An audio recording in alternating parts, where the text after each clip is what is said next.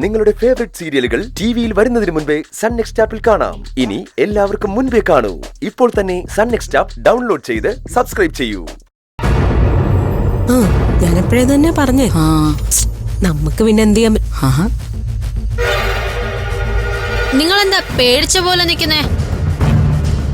ഇവരെന്തോ കണ്ട് പേടിച്ചിട്ടുണ്ടല്ലോ. ആ പാൽക്കാരൻ പയ്യന്റെ പ്രേതത്തെ കണ്ടാണോ പേടിച്ചേ? ഞങ്ങൾ ആരെയും കണ്ട് പേടിച്ചിട്ടില്ല.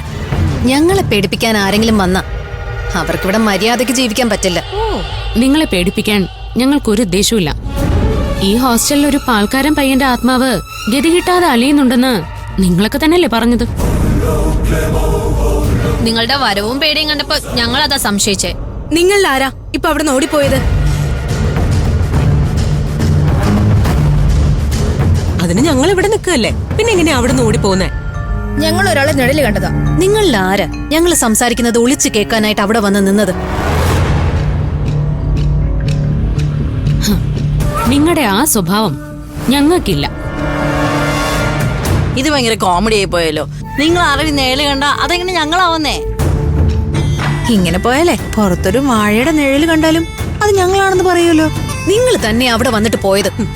നീ അത് വിശ്വസിക്കുന്നുണ്ടെങ്കിൽ തിരുത്താൻ ഞങ്ങളെ കൊണ്ട് പറ്റില്ല. എന്താ ഇപ്പൊ നടന്നതെന്ന് ഞങ്ങക്ക് മനസ്സിലായി. ദേ 5 എണ്ണത്തിനോട് ഒരു കാര്യം പറഞ്ഞേക്കാം. ഭയപ്പെടുത്തി 3 റോസസിനെ ഒതുക്കാന്ന് നിങ്ങൾ ആരും കരുതണ്ട. അതിന് ശ്രമിച്ച നിങ്ങൾ കുഴപ്പത്തിലോ.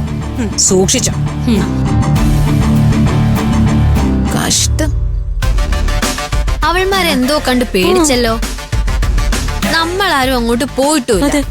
അപ്പോ അവര് കണ്ട ആരെ നിഴലായിരിക്കും? ഇവിടെ ഇപ്പൊ എന്ത് അനക്കം ഉണ്ടായാലും അത് പാൽക്കാരൻ പയ്യന്റെ ഗോസ്റ്റ് ആണെന്നല്ലേ എല്ലാവർക്കും ഡൗട്ട്. ഇതൊന്നും അല്ല, നമ്മുടെ ഓപ്പറേഷൻ പാൽക്കാരൻ 3 റോസസിനെ ഞെട്ടിച്ചിട്ടുണ്ട്. 3 എണ്ണം പേടിച്ച് വിറച്ച് നടക്കുക. അവര് ശരിക്കും പേടിച്ചിട്ടില്ലെന്ന് എനിക്ക് തോന്നണേ. എന്നാ പിന്നെ ഒരു ഷോ കൂടി അവർക്ക് കൊടുത്താലോ? വേണ്ട വേണ്ട വേണ്ട, അതവർക്ക് താങ്ങാൻ പറ്റിയെന്ന് വരില്ല.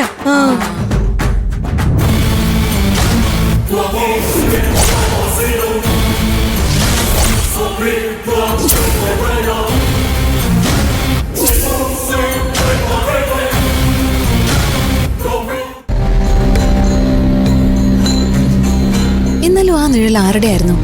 ആണിന്റെയോ പെണ്ണിന്റെയോ? ഒരു ക്ലാരിറ്റിയും കിട്ടുന്നില്ലല്ലോ. അത് പെണ്ണിന്റെ നിഴല. എനിക്ക് അങ്ങനെയാ തോന്നിയത്. 5 സുന്ദരികളിൽ ഒരുത്തി വന്ന് ഒളിച്ചു കേട്ടതാ. അത് അവളുടെ നിഴലായിരിക്കും. പക്ഷെ അവരത് സമ്മതിച്ചു തരുന്നില്ലല്ലോ. സമ്മതിച്ചു തരില്ലല്ലോ. അവരത് ചെയ്തിട്ട് അവരാണ് ചെയ്തതെന്ന് പറയോ? നമ്മളത് മനസ്സിലാക്കണം.